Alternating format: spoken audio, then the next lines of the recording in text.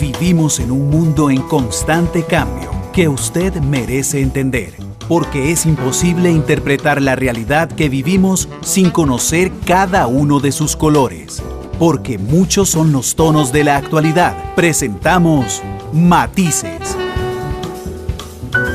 Una producción de Noticias Monumental.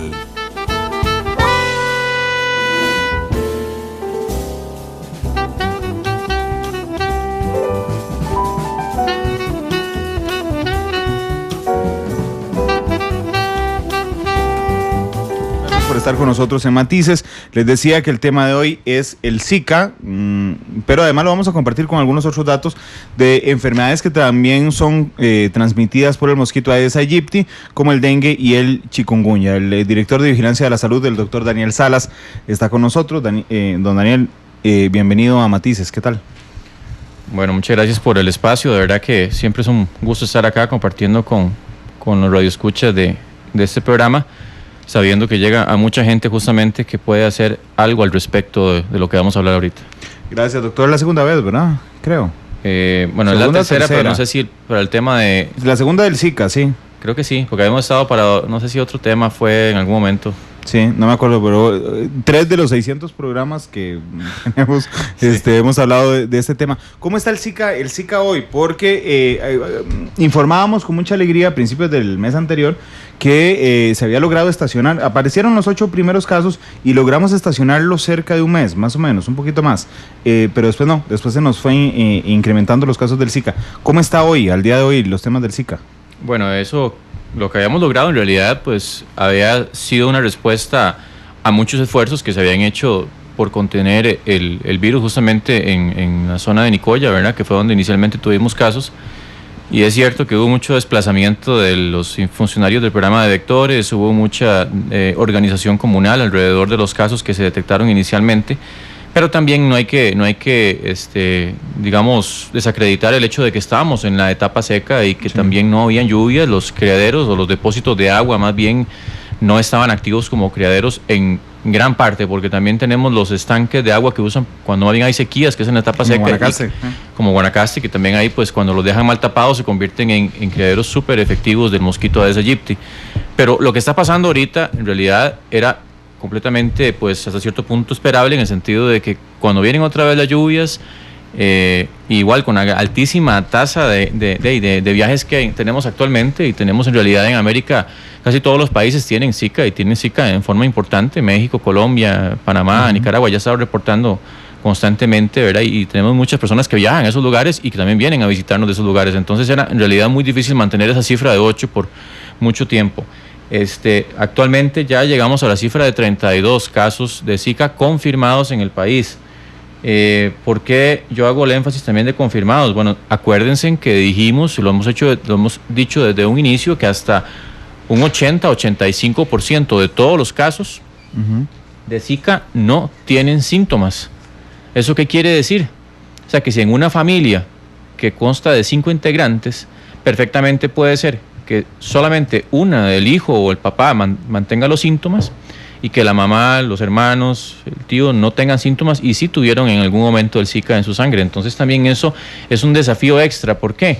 Porque esa persona que no tuvo ninguna sintomatología se puede haber trasladado a otro lugar, a otro cantón, a otro distrito, a visitar amigos, a familiares, y pues ahí también lleva el Zika en su sangre y puede llegar y establecer otro ciclo cuando llega la mosquito hembra y lo pica, y justamente pues ya adquiere la capacidad en esa comunidad nueva de transmitir el virus, ¿verdad? Entonces, en este momento son 32 casos, imagínense, en 19 de esos 32 han sido el cantón de contagio, el cantón donde se ha provocado la infección, es en Garavito, y específicamente en el distrito de Jacó. En Jacó, en Punta Arenas. El resto tenemos 4 en Alajuelita, 1 en Carrillo y 8 de Nicoya. Pero el único foco activo que tenemos en este momento detectado es Garavito, específicamente Jacó.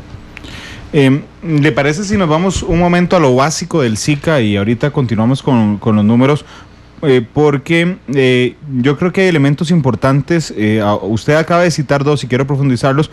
Uno, de que hay en algunas personas en las que no se desarrollan síntomas, y la otra es la modalidad de contagio, ¿verdad? el Zika no es mortal, digamos, por sí mismo. ¿Qué es lo que genera el Zika? Cuando, vamos a ver, vamos a lo más básico de la tabla del 0. Lo pica un mosquito con Zika, ¿cuánto tiempo después empiezan a presentarse los primeros síntomas? Entre 3 a 7 días pueden ser, aunque puede durar incluso hasta 12 días en sus extremos, pero generalmente de 3 a 7 días. Es importante indicar eso, que el Zika en su grandísima mayoría se transmite a través de mosquitos, y el mosquito específicamente, que en Costa Rica se ha demostrado que puede transmitirlo, es el Aedes aegypti, aunque se ha asociado a otros Aedes, pero en Costa Rica es el Aedes aegypti el que nos preocupa, y es el mosquito que está justamente en nuestras casas cuando tenemos esos famosos depósitos de agua. ¿Cuáles son los síntomas? Cuando alguien lo pica, digamos, el mosquito, ¿qué síntomas le provoca a la persona si es que llega a manifestar síntomas? Bueno, resulta que el cuadro, por ejemplo, no es como un dengue o una chikungunya en el sentido de que tal vez el dengue da una fiebre más elevada, da un cierto compromiso un poquito hemodinámico, un poco más, ¿verdad? No solamente en el dengue clásico, incluso, no solamente en el dengue grave, perdón, sino en el dengue clásico. Y digamos que el Zika lo que da es una fiebre más baja. La fiebre generalmente no llama tanto la atención. Las personas que están en la casa pueden decir que me siento un poquillo de fiebre. Lo que sí es más marcado y más llamativo es el sarpullido en la piel. Se brota la persona en la piel con unas como manchitas, algunas como vesiculitas rojas que dan picazón, y que eso es justamente el síntoma que más se repite. Cuando hemos visto en otros países, en Costa Rica en realidad tenemos poquitos casos todavía, pero en otros países el síntoma que más se repite y que partimos de ahí para la definición de un caso es ese sarpullido en la piel. Pero ese sarpullido, como le digo, tiene que acompañarse. Obviamente en una zona donde tenemos Aedes aegypti y donde ya hay dengue, donde hay chikungunya, tiene que acompañarse de otros síntomas. ¿Y qué otros síntomas pueden ser? La fiebre, que ya dijimos que generalmente es baja, no sobrepasa los 38.5 grados centígrados. La conjuntivitis, que no es la conjuntivitis que tal vez la gente se imagina, que es cuando uno se le ponen los ojos como que, ¿verdad?, como con leche condensada, ¿verdad?, con los puntitos y que se le ponen rojísimos. Es una conjuntivitis en realidad muy leve. Apenas se le ponen los ojos, si acaso, un poco rojos, y no todos experimentan la conjuntivitis. Otro síntoma que también se puede presentar son los dolores en las articulaciones, dolores que dan generalmente en articulaciones como las rodillas, los tobillos, las muñecas, y que puede acompañarse en algunos casos de hinchazón. O sea, las articulaciones se hinchan, se dematizan, que es lo que llamamos en medicina, que es cuando como que se acumulan líquidos alrededor y se tocan y están como abultadas. Obviamente puede haber malestar general, en algunos casos, pero ya son la minoría, pueden haber síntomas estomacales, gastrointestinales, pero la gran mayoría, el sarpullido, la fiebre y dolores articulares, y en algunos casos también la conjuntivitis, que es muy leve. ¿Cómo se trata? Ok, alguien lo logran identificar con Zika. Decía que los trastornos que provoca, los síntomas que provoca no son muy graves, digamos, no comprometen realmente la salud del paciente. Incluso eso es un desafío adicional, porque ¿qué es lo que pasa? Que mucha gente tal vez está manifestando síntomas de Zika o un cuadro de Zika, pero no consulta. No consulta porque no lo ven tan, digamos que el compromiso de su salud no es importante, entonces se quedan en la casa y dicen, yo me aguanto esta fiebrecilla, la verdad es que este sarpullido, que es cierto que me pica, ahí le pongo calamina y vámonos, ahí me aguanto un poco más. Sí. En realidad eso es lo que está pasando muchas veces, y por eso es que también a veces no se han detectado oportunamente los focos al inicio. Pero bueno, eso es parte también de los desafíos, y de que la gente haga conciencia también de que cualquier sarpullido asociado con fiebre o con dolor articular o con alguna conjuntivitis, y está en una zona donde hay Aedes aegypti, pues que de una vez consulte al centro de salud más cercano, ¿verdad? ¿Por qué es importante consultar? ¿Por qué es importante ir al médico o ir a Levi's o ir a la clínica si uno tiene Zika, si los síntomas son tan leves? Es importante, primero, para ya captarlo y darle seguimiento. ¿Por qué? Porque resulta que todavía no sabemos en qué porcentaje, pero sí se ha visto que en los adultos, sobre todo, no tanto en niños, pero sí en adultos, hay cierto porcentaje de todos los infectados con Zika que pueden desarrollar lo que es conocido en medicina como un síndrome de Guillain-Barré. Pueden haber otros síndromes neurológicos asociados, pero el que está más bien documentado es el síndrome de Guillain-Barré. Entonces ahí es donde los radioyentes empiezan a decir, doctor, hábleme en español, ¿qué es eso? Bueno, el síndrome de Guillain-Barré es una respuesta del sistema de defensas que tenemos, que nos defiende cuando hay una infección por ciertos virus, incluido el Zika. Resulta que el virus confunde al sistema inmunológico, y el sistema inmunológico reacciona en contra de uno mismo. Entonces se va en contra del sistema nervioso, y ocurre que hay una parálisis en los músculos que empieza en miembros inferiores, en los pies, empieza a subir y se acompaña de falta de reflejos, los famosos reflejos que siempre, ¿verdad? A la gente a veces no le gusta, que el doctor cuando le pega la rodilla. Esos reflejos se pierden en ese momento y el problema más grande es que eso puede dejar repercusiones de por vida, esta parálisis, e incluso hay un porcentaje también no despreciable que generalmente no sobrepasa el 20% de todos los casos, que puede llegar a afectar los músculos de la respiración. Entonces la persona ya no puede respirar por sí misma y ocupa de un internamiento para que le pongan una máquina para que le ayude a respirar. Entonces, por eso es que tal vez la infección aguda inicial de Zika, que es muy inofensiva y que pareciera muy poco peligrosa, por decirlo así, es importante de una vez hacer la consulta para ver si verdaderamente se trata de un Zika, y también porque eso nos va a permitir, además de darle seguimiento adecuado, hacer las acciones de contención, porque si, por ejemplo, en este momento ya en Jacó, de que llegue gente de los barrios donde ya hay circulación de Zika, pues para nosotros no es tan importante desde el punto de vista de contención del virus, obviamente sí de seguimiento del paciente, pero ¿qué pasaría, por ejemplo, si en este momento en un cantón donde no hay circulación, qué sé yo, en Parrita, o que no hemos detectado circulación en Parrita, o qué sé yo, en Montes de Oro o en otro lugar, existe una persona que empieza con síntomas similares al Zika? Entonces es importante que consulte, porque eso nos permite a nosotros lo más pronto desplegar todo el equipo de control de vectores y de vigilancia de la salud para tratar de neutralizar el mosquito en todas sus formas, sea el adulto, sea la larva, sea el huevecillo, sea la pupa, y que con eso justamente cortemos la posibilidad de que haya más casos secundarios generados a partir de ese caso. Nos está mandando muchas preguntas a través de redes sociales, los invito a hacerlas, dentro de un rato yo se las plantearé al doctor Salas en Twitter, @monumentalcr, en Facebook Noticia Monumental, y ahorita yo les hago le hago las preguntas que ustedes han enviado. ¿Qué es lo que determina si una persona con Zika tiene Guillain-Barré o no? O sea, ¿qué es lo que hace que la desarrolle? El sistema inmune de cada quien es una respuesta que en realidad no se conoce bien cuáles son los factores predisponentes, pero sí se sabe que el sistema inmunológico en ese momento no funciona como debería funcionar y justamente se vuelve en contra de la persona.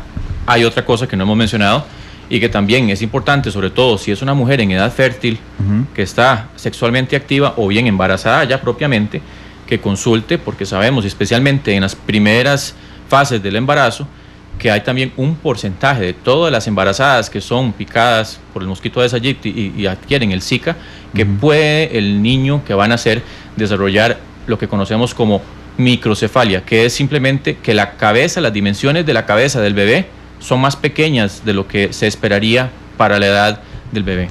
De hecho, ya casi vamos a hablar de la microcefalia, pero en el caso del síndrome de Guillain-Barré, que es una cosa durísima, conozco a alguien que lo padeció y que realmente, digamos, es un problema muy fuerte.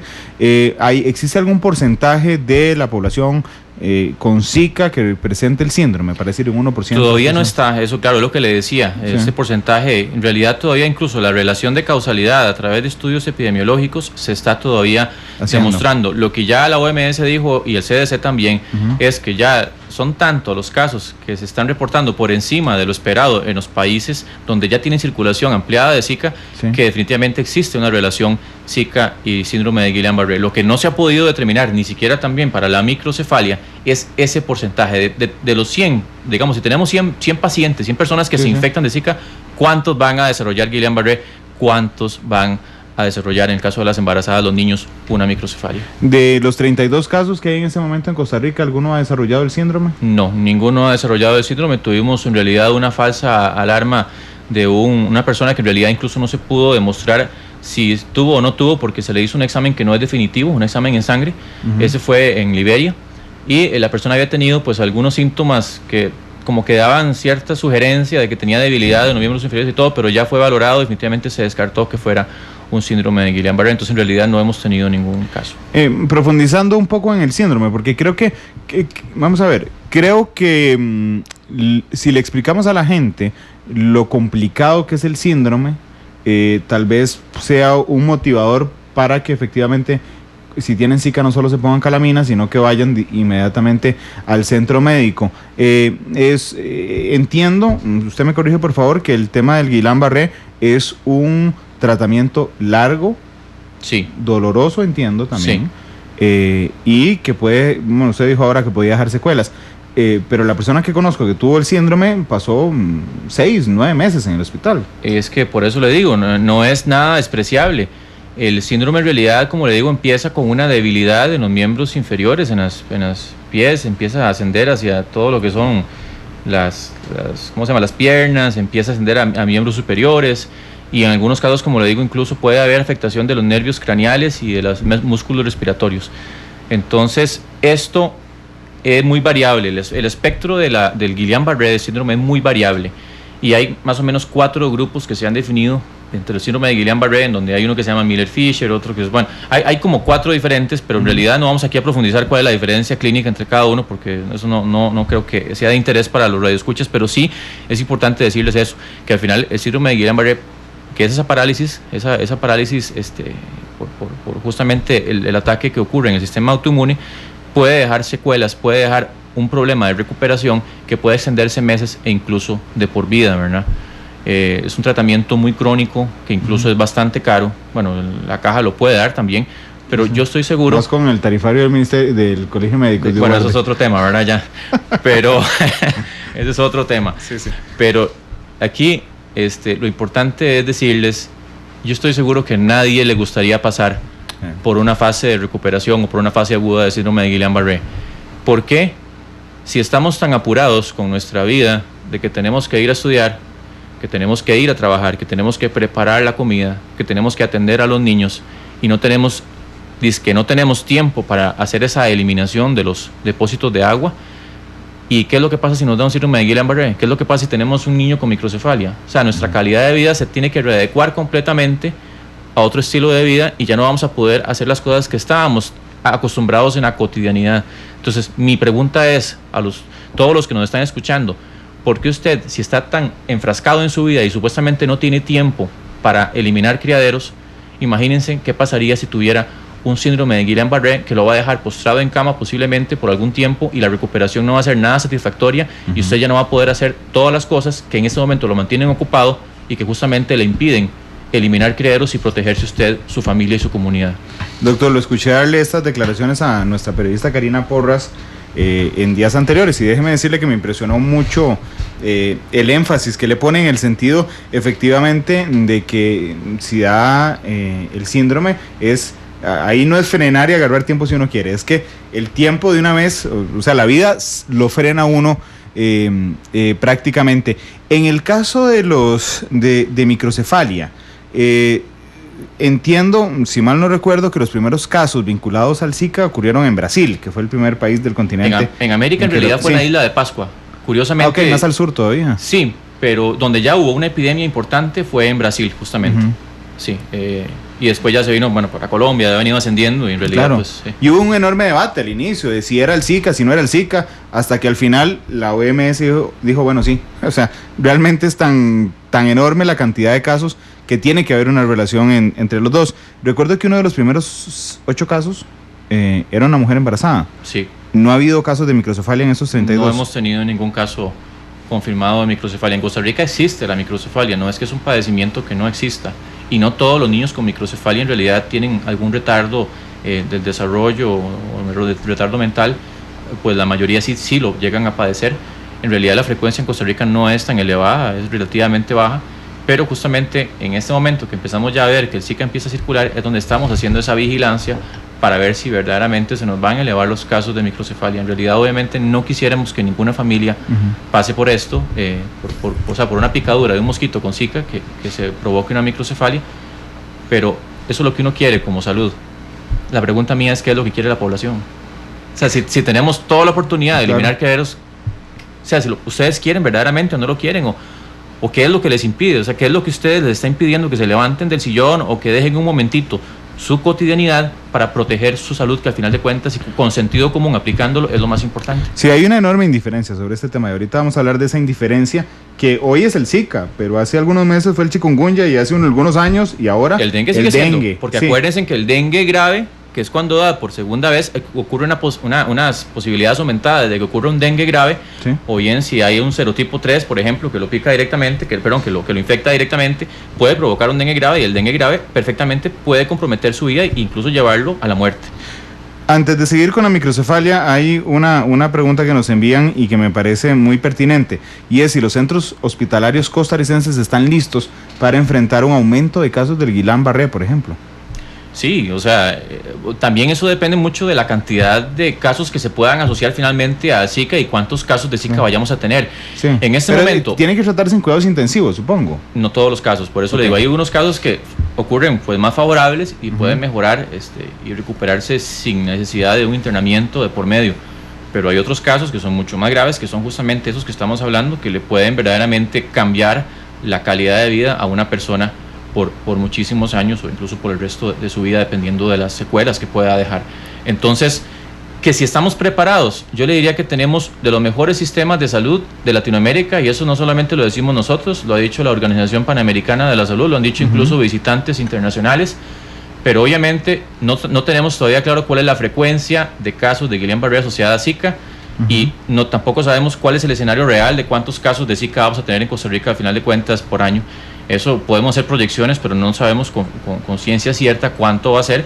Pero en realidad le digo, o sea, con un sistema como el de nosotros, que tiene un buen acceso de salud, no digo que es completamente universal, pero comparado con otros países tenemos un buen sistema de acceso y en la medida de lo posible tenemos profesionales muy calificados para atender todo ese tipo de síndromes.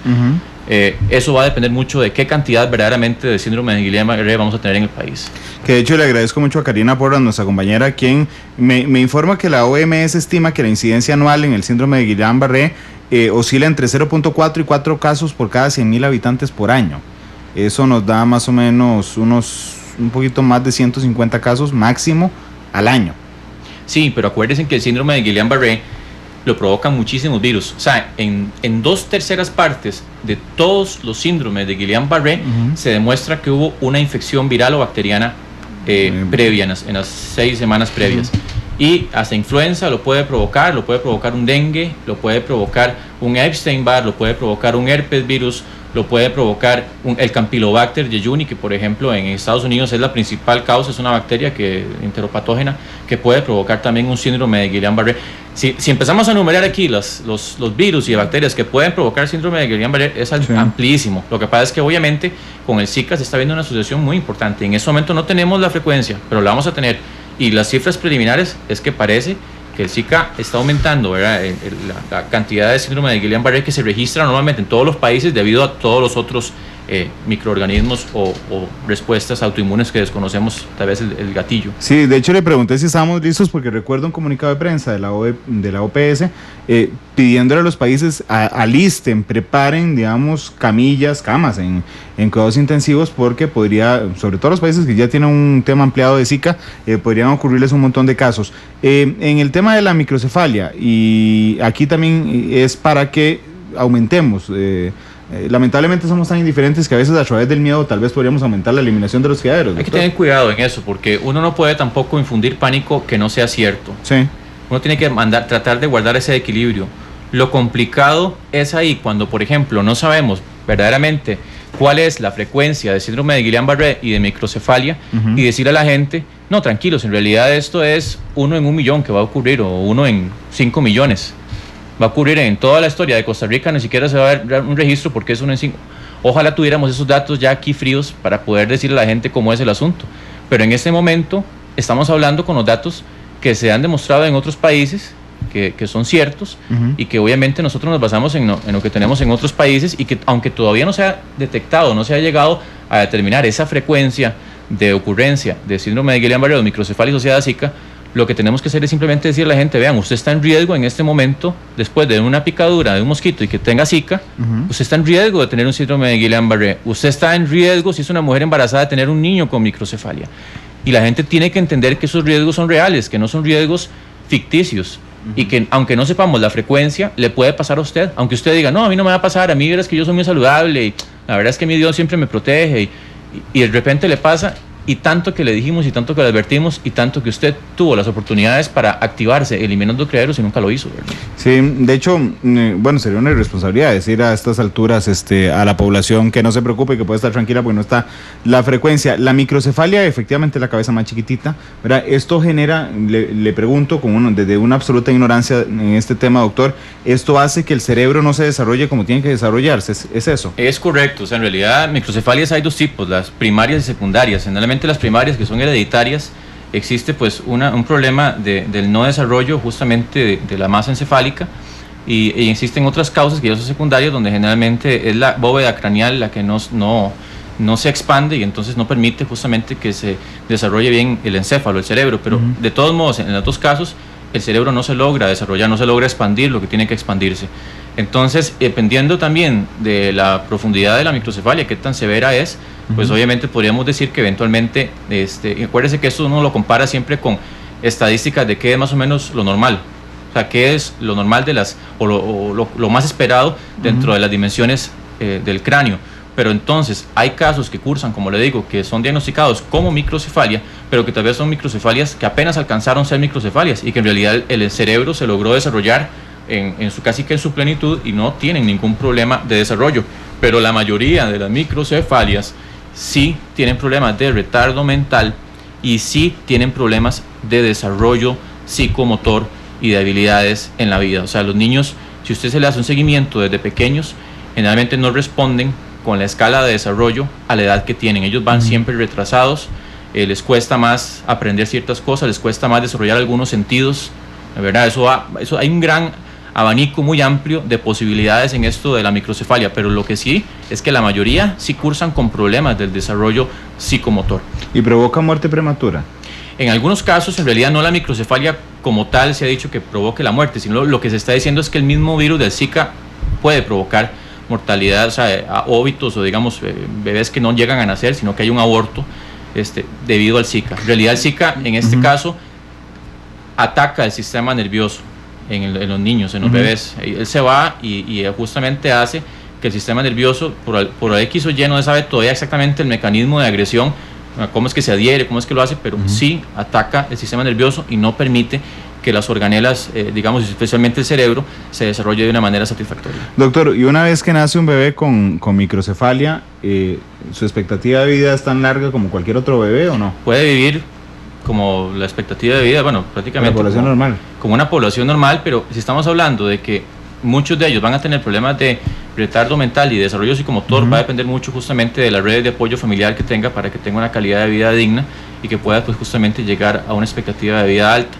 Pero lamentablemente, como le digo, ya son personas que van con desventaja, ¿verdad?, de incorporarse en la sociedad y que van a tener pues susceptibilidad a ciertos padecimientos, ¿verdad?, infecciones o cosas que tal vez una persona que no tenga justamente eso pues no va a tener. Lo último sobre la microcefalia, ¿en qué meses es más riesgoso para la mujer embarazada? Todavía, como le digo, se están estudios y es cierto que se ha repetido muchas veces que durante el primer trimestre del embarazo, los primeros 3 meses, es cuando se está formando el cerebro y que uno ahí partía fisiopatológicamente, ¿verdad?, para decir, ok, de los primeros 3 meses es verdaderamente el periodo más crítico y entre más temprano, más crítico el asunto. Pero hay algunos estudios y otros institutos que se han pronunciado y han dicho que incluso hasta las 30 semanas, 28 semanas, que ya trasciende el primer trimestre. Claro. Y en realidad, como le digo, todavía nadie ha querido ponerle completamente la cascabel al gato y decir hasta la semana tal ya está completamente demostrado que el Zika podría eventualmente provocar una atrofia en el cerebro. Okay, de los 32 casos, solo una mujer embarazada es, ¿verdad? 2 tenemos en realidad, sí. Okay. Ninguna de las ambas, dos sin complicaciones que he dicho. Sí. En una ya el bebé nació y está completamente sano, desarrollándose satisfactoriamente, y la otra todavía está en curso, pero con los ultrasonidos que se le han hecho previamente, en realidad el niño va bien, sabiendo que el ultrasonido no es el método más específico o más exacto para diagnosticar la microcefalia, pero sí es el parámetro, pues en realidad que se usa más comúnmente para poder darle seguimiento al niño intrauterino, ¿verdad? Y doctor, son 32 casos confirmados. ¿Tiene el dato de cuántos están en estudio en este instante? Pues entiendo que quiere mandar a hacer una prueba, no sé cuántas pruebas se están realizando. Por día están llegando, es variado, ¿verdad? A veces llegan 3, 4 pruebas, a veces llegan 10 pruebas, a veces llegan 12, eso es muy variado, ¿verdad? Porque eso va a depender justamente, dependiendo de de cuántos casos se hayan encontrado el día anterior, de incluso el transporte de la muestra. Claro. Por ejemplo, en este caso del Zika, se toman muestras, puede ser de sangre, si no ha pasado el 5.º día de inicio de síntomas, pero también se puede tomar muestras de orina en caso de que ya se sobrepasaron el 5.º día, ya la muestra de sangre no da positiva. Y entonces lo que hace es que se toma una muestra de orina y se puede tomar incluso hasta el 10.º día. Entonces, esas son cosas que van a variar también qué tanta cantidad de muestras están llegando a incidencia. Obviamente también es importante que los médicos afinen ese criterio clínico, ¿verdad? Que empiecen a sospechar pues más de acuerdo al cuadro clínico y a la historia de que haya Aedes aegypti, porque como se parece en realidad el cuadro clínico al dengue y al chikungunya, entonces pueden haber médicos, ¿verdad?, que de repente están diagnosticando dengue y piensan que es dengue y es un Zika. Entonces es importante también que se agudice, y ya estamos trabajando en eso, ¿verdad?, cada vez más, de entrenar a los médicos para que ellos logren tener un poco más de perspicacia, sospecha de que, uy, mira, eso es un rash, ¿verdad?, un sarpullido en piel, y de repente le pica ese sarpullido y está asociándose con una fiebre y con cierto dolor articular, y estamos en una zona donde hay Aedes aegypti, ¿verdad?, y aquí no tenemos Zika. Será un Zika. Generalmente los sarpullidos son un poco diferentes a lo que siempre vemos con el dengue.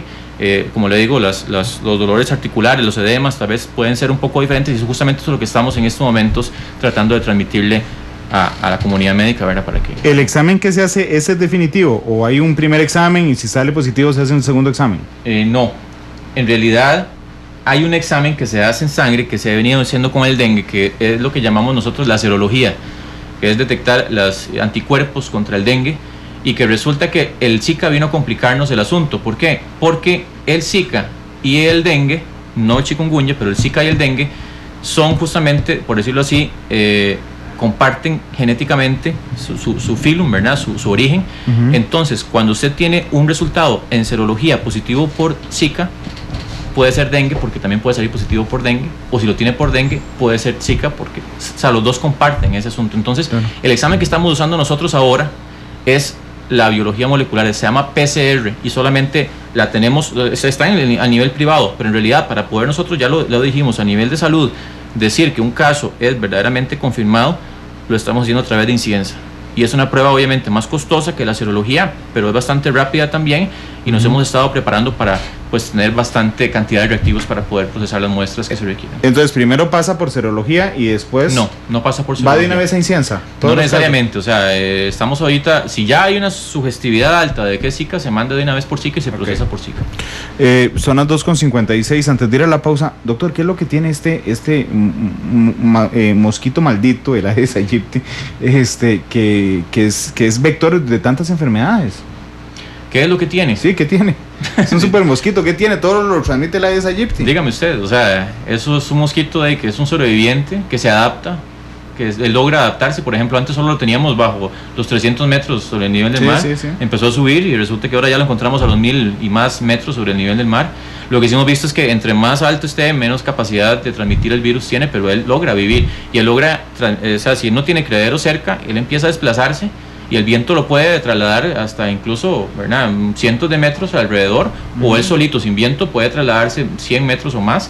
Él busca la manera de sobrevivir, y ¿por qué él transmite esos virus? Pues es una pregunta muy importante. O sea, tal vez no tenemos ahorita que preguntarnos por qué es que él logra hacer esa transmisión de esos virus que nos provocan tanto problema en salud pública. Lo que tenemos que pensar es, ¿por qué, si es tan fácil neutralizarlo y hacer que no viva con nosotros, por qué no estamos haciendo lo que tenemos que hacer? De hecho, ese va a ser el tema cuando volvamos de la pausa. Es curioso porque vive en zonas bajas, digamos, en Garavito, Nicoya, Carrillo, ¿verdad? Pero también en zonas altas, porque la Alajuelita ya pasa de los 1500 metros sobre el nivel del mar.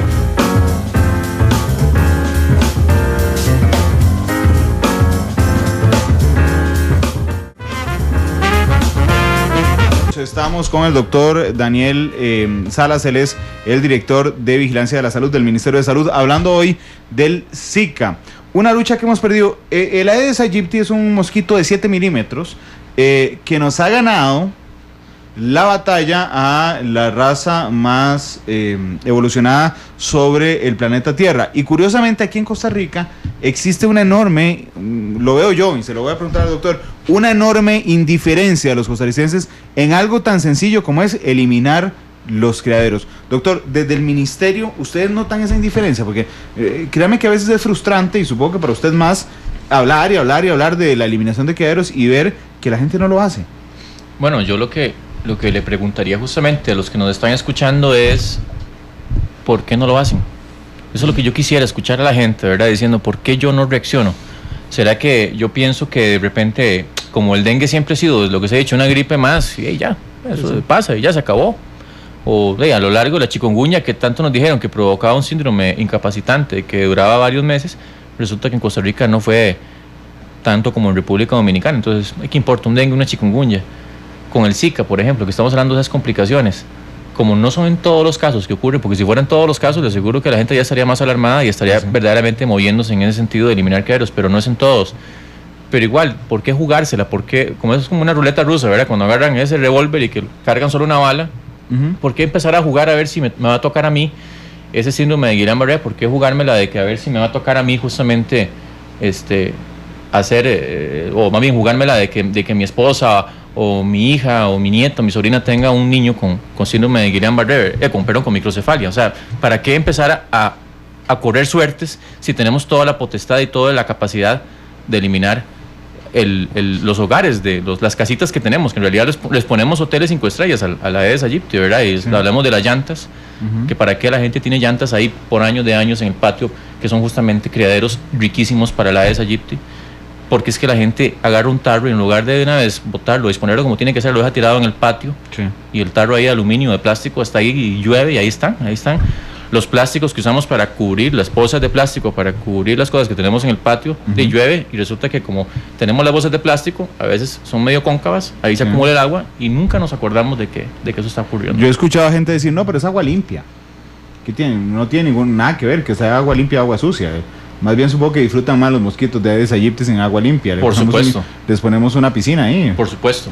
Sí, es muy interesante sin duda alguna el tema del Zika y de la lucha que hemos perdido. De hecho, los invito nuevamente a plantear sus consultas a través de las redes sociales. Estamos en Twitter en @monumentalcr, estamos en Facebook bajo la cuenta de Noticia Monumental. Doctor, le preguntaba, no hay ninguna diferencia, ¿verdad?, entre el agua limpia y el agua sucia. Más bien creo que prefieren el agua limpia, no sé. No, él prefiere el agua limpia. En realidad, si el agua está muy sucia, él no prefiere no poner los huevecillos ahí. Lo que pasa es que, como le digo, es un sobreviviente. Sí. Y si él no encuentra agua limpia, él trata, como sea, de sobrevivir y va a poner también en agua no tan limpia, en agua sucia. Si el agua está sumamente sucia, posiblemente no se va a lograr reproducir, pero él busca la manera de poner sus huevecillos, la hembra busca la manera de poner sus huevecillos, y eso es muy importante, porque a veces no solamente lo que hablábamos, y que ustedes también han puesto algunos mensajes, yo los he escuchado en Central de Radios, que también hay que raspar los recipientes, porque resulta que llega la hembra y encuentra el agua, ¿verdad? Ella no es que, si encuentra un recipiente vacío sin agua, ella no pone los huevecillos, pero si los pone, no es que los pone en la superficie del agua, ella los pone adheridos al recipiente donde está el agua. Y entonces se quedan ahí adheridos, y el agua justamente les permite hacer su maduración para ya convertirse en el estadio adulto.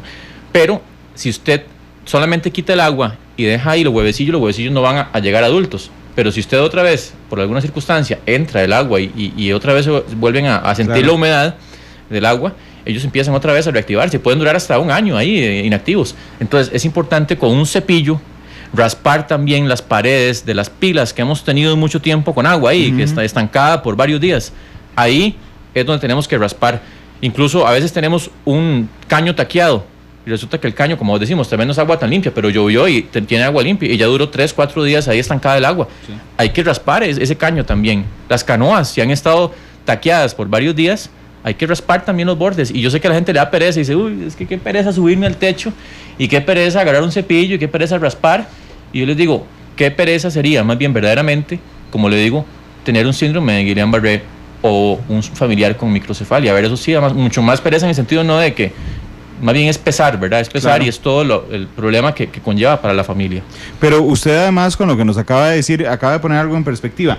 Vamos a ver, no es conveniente entonces que yo tenga un tarro en el patio y se llena de agua. Nada hago yo vaciándolo todos los días de agua, o sea, vaciándolo, volviéndolo a poner en el mismo lugar. No. Es desechando recipiente, o sea, el criadero, eliminarlo. Es correcto, o sea, lo más importante aquí es no tener criaderos. Y yo diría que la única recipiente que se justifica que tenga agua es cuando usted tiene sequías o interrupciones frecuentes en el servicio de agua y que usted tiene su tanquecito de agua, pero obviamente tiene que taparlo, porque si usted saca agua de ahí y no lo tapa, el mosquito hace fiesta ahí, porque encuentra un tanque bien grande con agua y hace toda la ovoposición, todo el depósito de huevecillos. Y también el otro recipiente que yo justifico mucho es los bebederos de las mascotas. Obviamente las mascotas tienen que tomar agua, sí. pero lo importante ahí es estárselas cambiando, porque hay personas que lo que hacen es que agarran un recipiente bien grande y les ponen agua como para toda la semana, y eso no sirve. Hay que estársela cambiando cada 2 días al lavando mínimo, entonces el recipiente. Y lavando el recipiente también. Entonces son cosas importantes, pero de ahí en adelante, ¿para qué tener, como le digo, juguetes tirados en el patio que tienen a veces un hueco, son cóncavos y que entonces se convierten en depósitos de agua que son al final criaderos súper efectivos? Los mismos vasitos para donde ponemos los cepillos para los cepillos de dientes. Sí. A veces ahí se acumula agua y le aseguro, la gente se va a veces de varios días de la casa y ahí cuando regresan están las larvas y ya más bien se hicieron los adultos, ¿verdad? Y todo, entonces son a veces lugares que uno dice, ay, pero, ¿verdad? No había pensado. Hasta irregularidades en el piso de la ducha, en el baño. Que se hacen pozos. Que se hacen pozos, ahí son criaderos bastante efectivos y lo peor es que están dentro de la casa, ¿verdad? Sí. Doctor, hoy cayó ceniza prácticamente todo el Valle Central, esto cae en las canoas, hoy seguramente lloverá más tarde. Y la ceniza con agua es una masa complicadísima que genera que no baje el agua de las canoas. Podríamos llamar la atención también sobre este tema hoy. No deje a que se acumule ceniza en las canoas porque le va a generar criaderos riquísimos. Hay 2 cosas en el punto de vista de salud. Una es lo que usted acaba de decir. Si hay ceniza y taquea la canoa, eso va inmediatamente a provocar que se estanque el agua. Ahora que estamos ya con las lluvias y el agua estancada es un criadero de dengue. Entonces sí es importante que después de que caigan estas lluvias de ceniza, que la gente tome su tiempo, con todo el cuidado del mundo, porque no queremos tampoco que alguien se vaya a caer, ¿verdad? Subiéndose ahí en la escalera o le vaya a provocar un problema ahí mayor.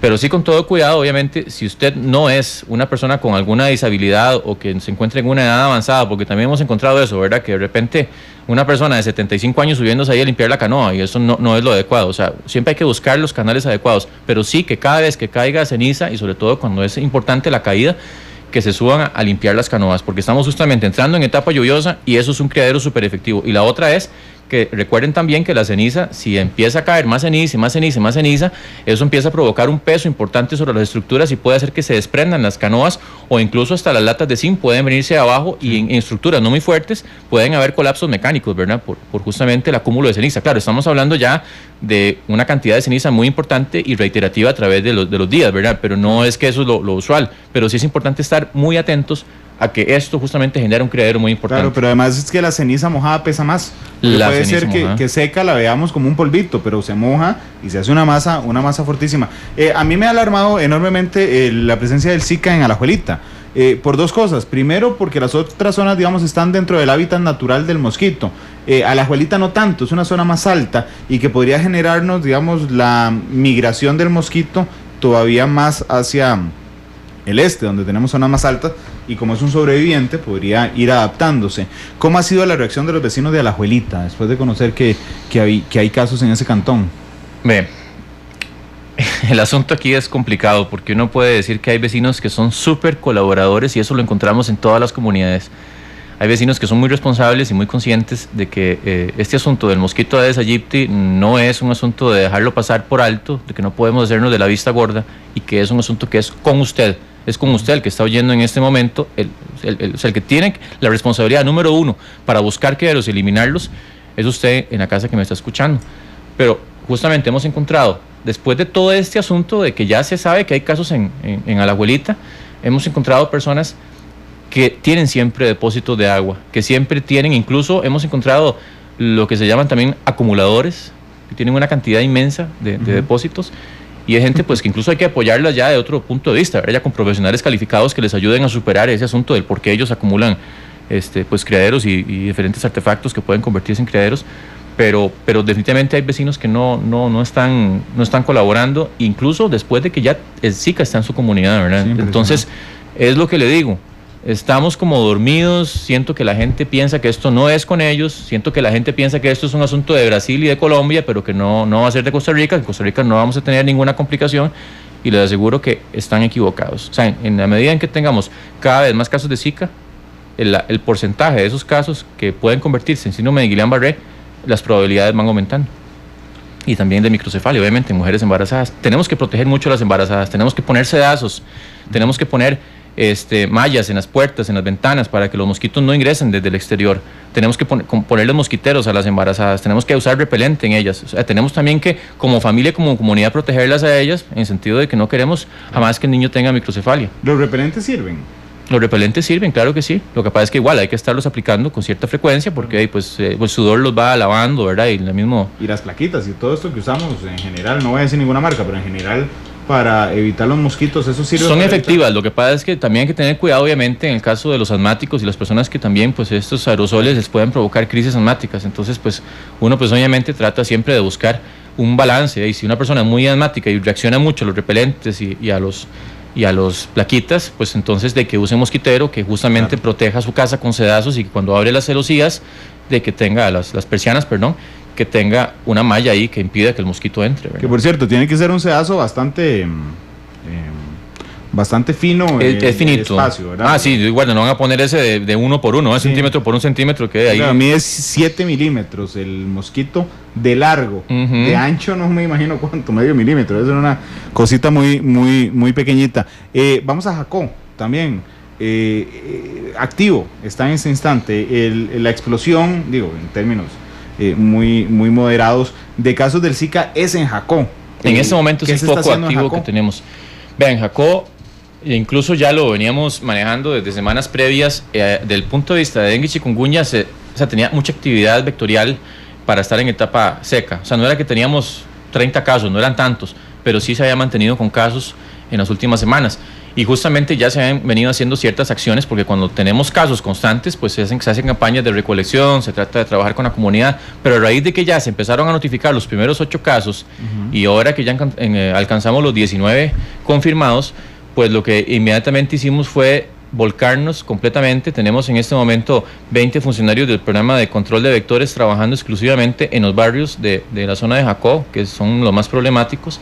Tenemos al coordinador de vigilancia de epidemiológica de allá, de la región Pacífico Central, que también ha estado acompañando a todo este cuerpo, junto con otro personal de vigilancia, que han estado haciendo su labor de buscar casos secundarios, buscar más sintomáticos, de trabajar con la gente, de empezar a hacer alianzas con las comunidades para movilizar recursos y poder hacer campañas más frecuentemente, de hacer todo lo que son la eliminación propiamente de los criaderos, obviamente con la gente, y las fumigaciones cuando corresponde, porque aquí también es importante mencionarlo. Yo sé que a veces la gente observa las imágenes que salen en la televisión y lo que sale es el personal de salud fumigando. Sí. Y entonces la gente dice, ay, qué dicha, si aquí llega el Zika, ya llegan a fumigar y se acabó el asunto.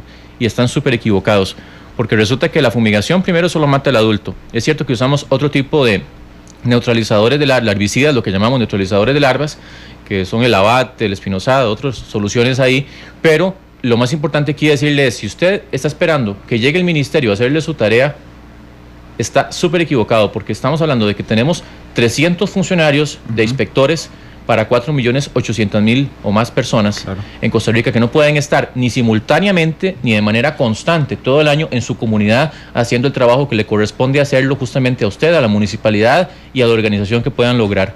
Entonces aquí es un asunto de verdad que se planteen ustedes como comunidad, porque el ministerio no puede solucionarle usted el problema del mosquito Aedes aegypti. Que además mata a las larvas y mata a los adultos, pero si llegan hoy a fumigar y matan a estos y dentro de una semana hay otro montón de depósitos, pues... Por eso le digo, y es que ese es el problema. O sea, usted llega a la abuelita y usted hace la campaña y empieza a hablar con la gente y pareciera como que hubo cierta reacción, pero usted llega 2 semanas después, 3 semanas después, y si hay mucha gente que no cambia, como le digo el cassette, siguen con la misma grabación de siempre de que esto no les va a provocar nada a ellos. Entonces llegamos a las 3 semanas y otra vez encontramos la misma cantidad o incluso más criaderos. ¿Podría haber más brotes en Jacó? Sí, claro, es una zona complicada. En realidad, como le digo, estamos haciendo todo lo posible para acabar con las poblaciones de mosquito en las zonas donde hay, pero no solamente en Jacó. Pensemos que hay personas que ya han estado infectadas y que se han trasladado a otros lugares fuera de Jacó. Sí. y que perfectamente ahí pueden estar empezando ahorita a incubar otros focos que pueden estar explotando en los siguientes días. Así que, como le digo, el Ministerio de Salud en esto no se ha alerdeado para nada, por eso justamente fue que posiblemente es el año más fuerte en que hemos empezado con acciones de control del vector y que declaramos la emergencia sanitaria justamente para tener recursos extra para hacerle frente, porque sabemos que arrancamos muy fuerte con el dengue, pero esto no es jamás una capacidad que tiene el Ministerio de Salud de hacer que esto se controle. O sea, aquí, si la población no ayuda, esto no va a controlarse. ¿Podría emitirse una alerta solamente para Jacó? No, es que ya, como le digo, es un cantón declarado en emergencia. Sí. Es un cantón, en este momento vamos a seguir viendo la evolución de los casos, pues obviamente cuando hablamos ahorita lo que tenemos es un brote focalizado, pero ya cuando empezamos a ver que se extiende por otros lugares de Jacó y que el número de casos empieza a aumentar y empieza a presentarse en otros cantones cercanos, ya empezamos a manejar otro tipo de términos, pero en este momento todavía es un brote focalizado, no hemos tenido signos de que esté pasando, digamos, algo más de un brote en Jacó, así que seguimos dándole el seguimiento en los siguientes días, ¿verdad?, a este asunto. Marco Vinicio dice en Twitter, hay sedazos de aluminio y de plástico para poner en las ventanas. Héctor Rodríguez le agrega que también hay sedazos de fibra de vidrio, por si usted nos está escuchando, y ojalá vaya corriendo a poner sedazo en los próximos días, sobre todo si en su casa hay una persona embarazada, hay una mujer embarazada, por supuesto. Le pregunta a José en Twitter, ¿cuál es el riesgo real en Brasil durante las Olimpiadas? Imagínese que, vea, el asunto es así. Digamos, Costa Rica en este momento, la gran mayoría de costarricenses y de habitantes de Costa Rica no han tenido Zika. Cuando uno no tiene Zika, está lo que ya se llama susceptible. Eso significa que usted lo puede picar y le va a dar Zika, aunque no lo manifieste síntomas, pero sí le va a dar Zika. O sea, entonces, el asunto aquí es que se cree que el Zika, una vez que usted tuvo el virus, ya tiene inmunidad de por vida. En Brasil, por ejemplo, han tenido una cantidad exagerada, pero la población de Brasil es exagerada también. O sea, estamos hablando de cuántos millones de habitantes, no sé.